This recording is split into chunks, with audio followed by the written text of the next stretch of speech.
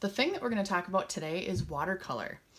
So I've done some things already because I need some dry things to show you. And I don't even actually have a full watercolor set at home. I have this travel set that I take hiking with me that I really love. It has this brush that holds water and you can just squeeze the water out. So it fits really well in my backpack. So I really like this, but this is what I have at home, just so you know what I'm using. You also, since I'm at home, I've got this water. If I was hiking, I wouldn't need it because I could just use this. But I've got water and I've got some brushes here, and then you always want paper towels to wipe your brushes on. So I don't know about you guys, but I always hated watercolor because I couldn't control it. I would put it on the paper and it would like just blend all over the place, and I was a detail person. So I would always get really upset at my watercolors, and I actually didn't do much watercolor until I was older because now I kind of know how to deal with it. So the first type of watercolor technique that we're going to talk about today is wet on wet. And wet on wet's probably the reason why I always hated watercolor. And wet on wet, it's a good technique, but you actually, see if you can see my water. You actually get water on your brush and put it on the paper. So I'm going to get the paper wet here. And then you get your paint wet also. So you've got a puddle of water on your paint, a puddle of water on your paper, and then you paint. And it's gonna kind of like blur, blend, bleed, which is what you want it to do with wet on wet. I'm gonna put in the sky here.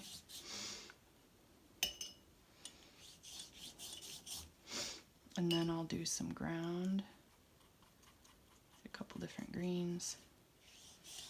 So wet on wet is really good for covering large areas, and that's what it's meant for. But let me just show you quickly.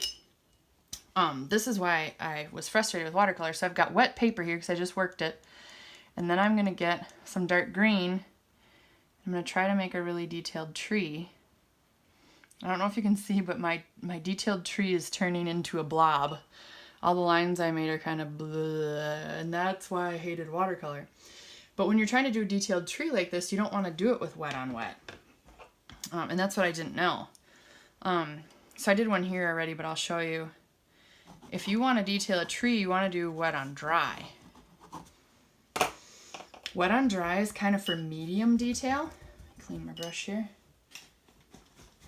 And medium detail is, you know, not really fine detail, but I at least want to see the branches of my tree. So I'm going to get a green here. So I've got, what I have right now is I have wet paint, but dry paper. Sorry, I'm shadowing it. But when I've got wet paint and dry paper, if I make little parts that stick out on my tree, they're going to stay there because the paper's not wet. So wet on dry is when you want some detail and you don't want it to blur like that. Now, let's say I did want to add trees here. What I would want to do is either wait for it to dry, or I could take a blow dryer to it, like a hair dryer, but if you do that, you want to make sure you stay above and a little bit far away, because if you blow the hair dryer from the side, it'll just push that tree all over the place and just kind of make a mess. And then the last technique, let's see if I can write it over here, dry on dry. I lied, I'm going to show you one more thing after this. Dry on dry, which is why I made these two things already. So you're probably wondering, what the heck, how can you do dry on dry with watercolor? And just what you want to do is you want to get as little water in the paint as possible. So you do need a little bit on your brush to pull the paint, otherwise you won't even get the paint, but you don't want a big puddle. And then I can go into this tree that's already dry, and I'm using a pretty dark color so you can hopefully see it.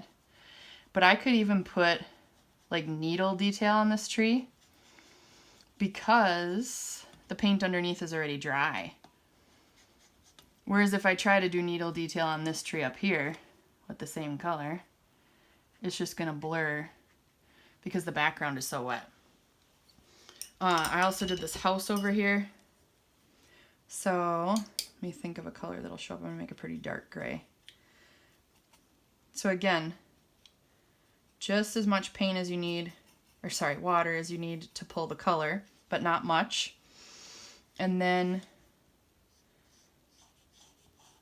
I can go into this house and start adding detail.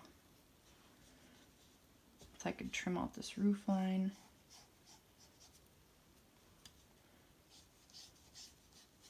Work on the gray more because I think you can see it better.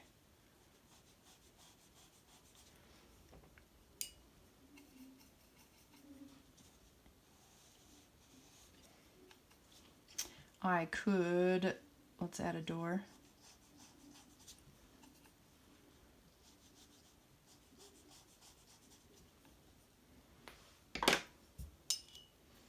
Sorry, I'm switching brushes here. I'm gonna fill in that door with that little itty bitty brush.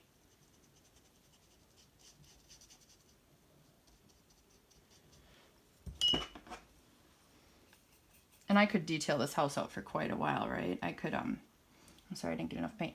I could add windows and siding and all kinds of stuff.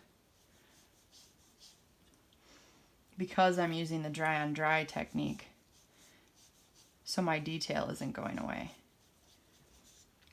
You get the idea. I could like do all the shingles, I could put a window over here, but this dry on dry will make watercolor much less frustrating for you.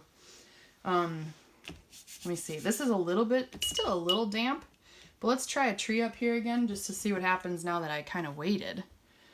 So get some water in my greens. We'll try this tree again.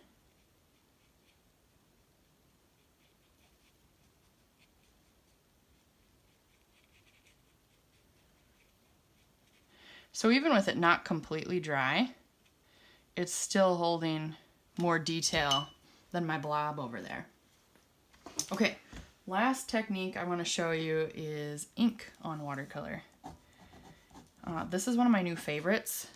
When I go hiking, I kind of lay out my whole landscape in watercolor, and then I go with ink over the top. I really like these Pilot G2 pens, but any pen would work, or a thin line Sharpie.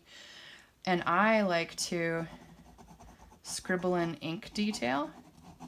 Doesn't have to be scribble, but over the top of my watercolor. Or I could even work ink detail in on the house here.